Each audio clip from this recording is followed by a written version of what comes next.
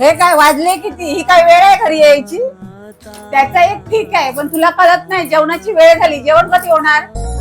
हो आई, मी आता जेवण करायला उडती बट सांगते तुला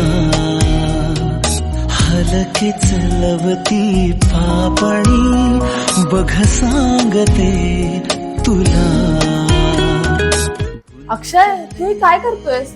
आईने बघितलं तर आई ओरडतील. आई का ओरडेल? जर एखादी बाई ऑफिसचं काम करून घरातलं काम करू शकते, तर एखादा पुरुष ऑफिसचं काम करून घरात त्याच्या आई आणि बायकोला मदत करू शकत नाही. साथ दे तू मला